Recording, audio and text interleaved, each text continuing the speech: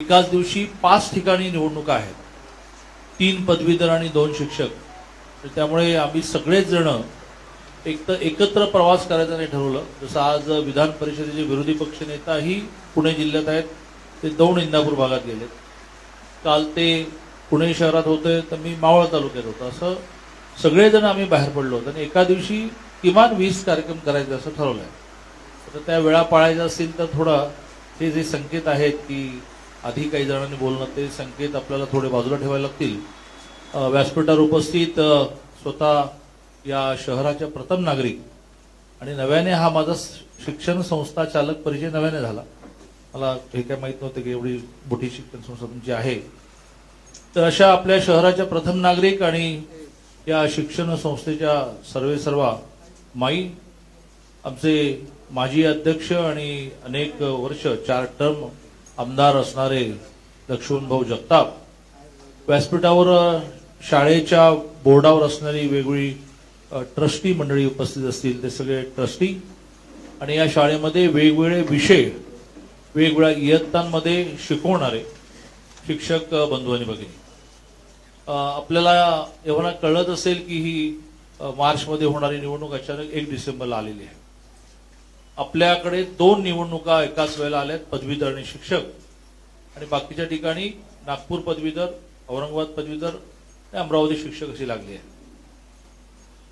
विधानसभेची निवडणूक, महानगरपालिकेची निवडणूक ही जाणवते, कारण ती एकाच वेळेला शहरातल्या 128 नगरसेवकांसाठी असते, एकाच वेळेला महाराष्ट्रामध्ये विधानसभा 288 जागांसाठी असते, एकाच वेळेला देशामध्ये 542 लोकसभांची असते. त्यामुळे ती निवडणूक जाणवते. त्याच्यात सभा होतात, त्याच्यामध्ये मोठमोठे नेते येतात, सुट्टी असते, दिवसभर राजकीय कार्यकर्ते धावपळ सुरू असते, अरे तो राहिला, अरे तो राहिला.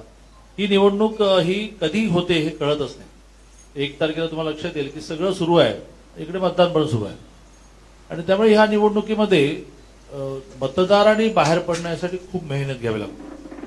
आणि त्यामुळे खरं म्हणजे आम्ही शाळा टू शाळा, college to college, bank to bank चाललो आहोत की जिथे एक लॉट म्हणजे अधिक संख्येने मतदार असतात आणि शाळांमध्ये शिक्षक पण आहेत आणि पदवीधर ते आहेतच. 2 मतं तुम्हाला एका अर्थाने आहेत. आणि म्हणून आज या ठिकाणी आम्ही आलोत. आपल्याला माहिती असेल की महाराष्ट्रामध्ये विधानसभा 288 जी असते, त्याच्यामध्ये लक्ष्मणभाऊ आमदार आहेत, मी आमदार आहे, महेश लांडगे आमदार आहेत. तर तशी विधान परिषद 78 जणांची असते. ही विधान परिषद एका वेळेला बरखास्त होत नाही. त्याच्यातले सदस्य टप्प्याटप्प्याने रिटायर्ड होतात, टप्प्याटप्प्याने भरले जातात. तशी आता 5 जण रिटायर झालेले आहेत. या 78 मध्ये 7 पदवीधर आमदार असतात आणि 7 शिक्षक आमदार असतात. 7 महाराष्ट्राचे महसूल विभाग आहेत, पुणे महसूल, औरंगाबाद महसूल, अमरावती महसूल, नागपूर महसूल. तसं त्या 7 महसूल विभागांना एक असतो, शिक्षक 1 आणि पदवीधर 1, की ज्यांनी आपले सगळे प्रश्न विधान परिषदेमध्ये मांडायचे असतात, आपल्या प्रश्नाला न्याय मिळवून द्यायचा असतो. मी 2 टर्म म्हणजे 8 ते 14 आणि 14 ते 20 असे 12 वर्ष पदवीधरांचा आमदार म्हणून तुम्हा सगळ्यांचं प्रतिनिधित्व विधान परिषद केलं. आणि आपल्या सगळ्यांना माहिती आहे की खूप विषय मार्गी लावण्यात आपण यशस्वी झालो. शिक्षकांपुरतं म्हणायचं झालं तर प्रामुख्याने 2004 साली काँग्रेस सरकारने 3700 शाळा देताना संस्था चालकांकडून लिहून घेतलं होतं की आम्ही अनुदान कधी मागणार नाही. आता एक वाक्य आणखी लिहायला पाहिजे होतं की आम्ही अनुदान मागणार नाही पण खिशातून पगार देऊ. ते वाक्य न लिहिल्यामुळे अनुदान पण शासन देत नव्हतं, संस्था चालकही पगार देत नव्हते. माझा भाचा एका शाळेचा मुख्याध्यापक, पगार 700 रुपये, 10 वर्ष 700 रुपये. मग त्या संस्थेला मी जरा आग्रह धरला की 700 रुपयात भागत नाही, त्याचं लग्न झालं, त्याला एक मूल झालं, मग त्यांनी 1200 रुपये केले.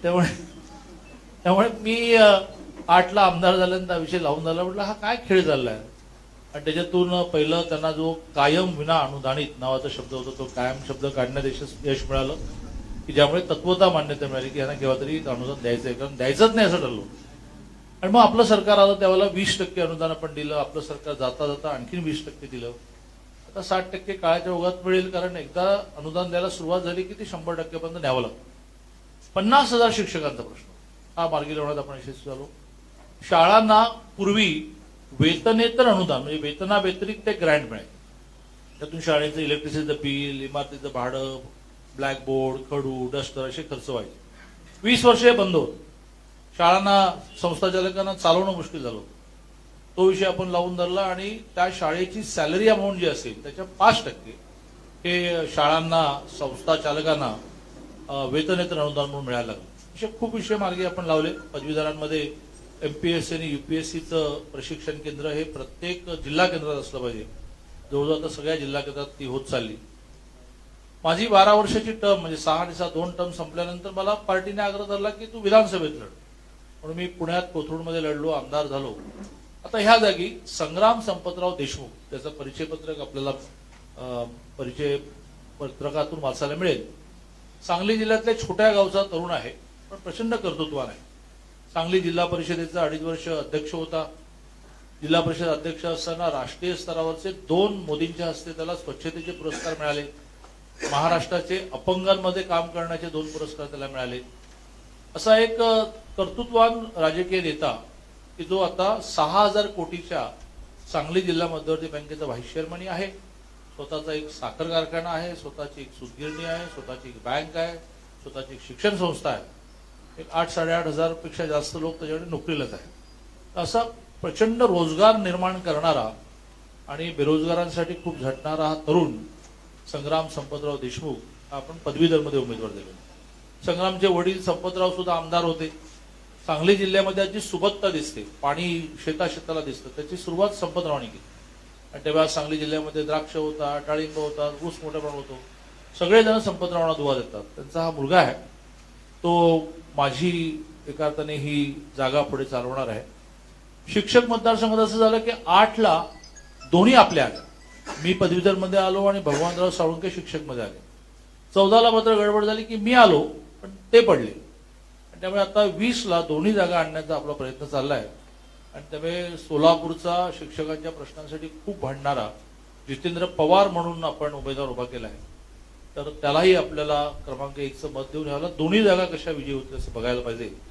आणि त्यामुळे मी विनंती करायला आलोय की 1 तारखेला वर्किंग आहे आणि त्यामुळे शाळेमध्ये आपण येणार असू तर त्यात बरोबर जाता येताना हे मतदान आपल्याला पूर्ण केलं पाहिजे. एकाच ठिकाणी बहुतेक मतदान आहे त्या शाळेत. नाही, शिक्षकांचं मतदान एकाच ठिकाणी. कुठे हा कुठे गेला, अमोल कुठे गेला? एकाच ठिकाणी शिक्षकांचं. पदवीधरांचं 4 ठिकाणी. मग त्यात कोणाचं कुठे आलं बघायला पाहिजे. पण शिक्षकांच्या बाबतीत कन्फ्युजनच नाही, ते सगळे एकाच ठिकाणी आहे. तर ते मतदान त्यामुळे 2 ठिकाणी काही जणांचं येणार. एक पदवीधर एका ठिकाणी, मग शिक्षक एका ठिकाणी. तो थोडा महाराष्ट्रामध्ये विधान परिषदेमध्ये आपलं बहुमत निर्माण करण्यासाठी आपल्याला ह्या 5 जागा, नागपूर, अमरावती, औरंगाबाद, पुण्यातल्या 2, ह्या 5 जागा आवश्यक आहेत. विधान परिषदेमध्ये एकूण 78 जागांपैकी आता 18 जागा रिकाम्या आहेत. 60चीच विधान परिषद आहे. त्या 60च्या विधान परिषदेमध्ये आता आपण 25 आहोत. हे 5 झाले तर आपण 30, म्हणजे नेक टू नेक होऊन जाऊ. आणि त्यामुळे त्या सगळ्या जागा आम्ही खूप कॉन्सन्ट्रेट केल्या आहेत. एक छोटीशी गोष्ट आपल्या निदर्शनास आणून द्यायची तर ह्या निवडणुकीमध्ये मतदान खूप बाद होतं. तर त्या विषयात थोडी काळजी घ्या की मतदान नीट केलं पाहिजे. कारण हे ईव्हीएमचं बटन दाबण्याचं मतदान नाहीये. हे पूर्वीसारखं ठप्पा मारण्याचं मतदान नाहीये. हे पेनने आकडे टाकण्याचं मतदान आहे. आपण एकच आकडा टाकतो. संग्राम संपतराव देशमुख 1, जितेंद्र पवार 1. दोन मतपत्रिका वेगळ्या, 2 मतदान केंद्र वेगळी. पण एकदा का आपण आणखीन एक मित्र आपला म्हणाले की 1 नाही देत तर 2 तरी द्या असं लिहायला सुरुवात केली की काहीतरी गडबड होते. आपल्या उमेदवाराला 1 मत दिलं की मतपत्रिका घडी करून टाकून द्यायची त्या बॉक्समध्ये.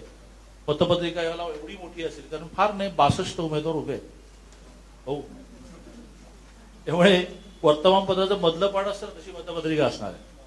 तर ती मतपत्रिका त्यांनी जशी फोल्ड करून दिली तशीच फोल्ड करून टाकायची, नाहीतर मत बाद होणार. त्यामुळे सगळा व्याप आहे. आणि शिक्षकांना काही ते नवीन नाही. अनेक त्याला काय म्हणतात, नाठाळ मुलांना वटणीवर आणणारे तुम्ही आहात. त्यामुळे तुम्हाला अशी मोठी मतपत्रिका कसं मतदान करायचं, कसं फोल्ड करायचं हे काय फार सांगायला नको. एक व्हिडिओ क्लिप छोटी आपण बनवतो की ज्याच्यामध्ये मतदान कशामुळे बाद होऊ शकतं अशी माहिती आपण देणार आहोत. म्हणजे साधा मुद्दा आहे की तिथला मार्कर वापरायचा असतो, आपण आपला पेन वापरायचा असतो. आपल्या पेनने मतदान केलं की ते बाद होतं.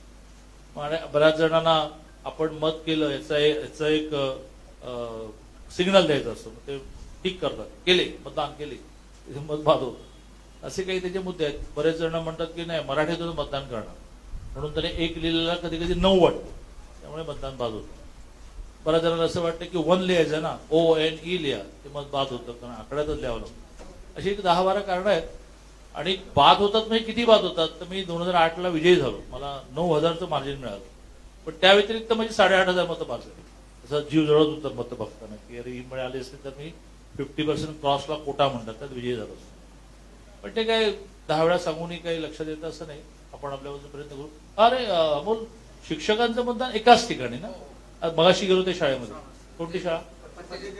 फतेचंद मध्ये शिक्षकांचं पूर्ण पिंपरी चिंचवडचं आणि पदवीधरचं 4 ठिकाणी. हा 24 नंबर सेंटर. बरं, त्यामुळे सगळ्यांना पुन्हा एकदा आवाहन करतो. बऱ्याच वेळेला असं असतं की माईन सारख्या संस्थाचालक आमच्या असल्या की आम्ही असं गृहीत धरतो की माईनं सांगितलं की भागलं. तर आम्ही असा निर्णय केला की नाही, ते संस्थाचालकांना सांगण्याच्या बरोबरीने शिक्षकांनाही आपण भेटलं पाहिजे, प्राध्यापकांना भेटलं पाहिजे, बँकेतल्या कर्मचाऱ्यांना भेटलं पाहिजे. आणि त्यामुळे आम्ही या ठिकाणी आलो. तुम्ही आलात, आमच्या उमेदवारांची